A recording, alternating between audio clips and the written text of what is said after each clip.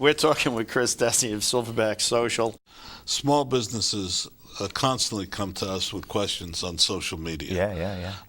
And what works, what doesn't work. How does a small business with a limited budget and limited time go about a social media campaign? Sweat equity. Sweat equity.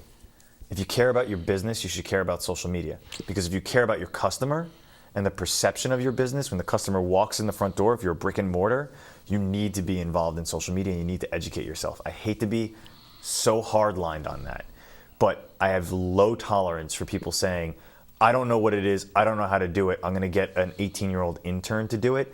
Would you trust an 18-year-old intern to do your books? No. No, you wouldn't.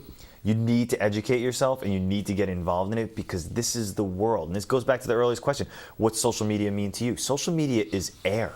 Social media is everything. And if a business says, I'm a brick and mortar business, I don't need social media, I'm not gonna do it, I call BS on that. You know why? Because somebody walks in the front door, they're taking a photograph, they're tweeting it, they're giving their reviews on Yelp, they're talking about your business already. And if you're not part of that conversation, you've missed the boat. Well, most small businesses, I don't think have that attitude. They just fear it like they fear the cloud right now.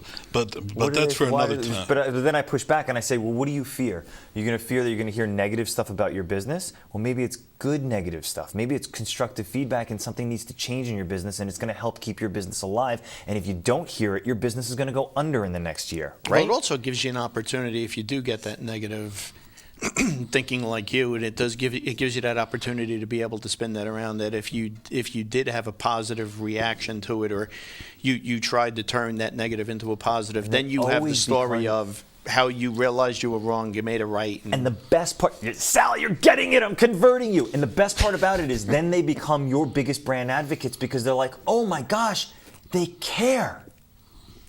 They care, and they solve that problem. And people come, small business owners, people are complaining on the Facebook page, should we delete those questions? I said, no, solve the problem in a public forum. It's like you're standing there with a bullhorn and you're saying, I'm sorry that you have this problem. Let me help you solve it. And everybody's watching you solve it. What happens? You're gonna be a hero. People are gonna be like, oh my gosh, that small business owner will cut his own chest open, pull his heart out on behalf of his customer and solve that problem for him. It's an opportunity. There's nothing to fear.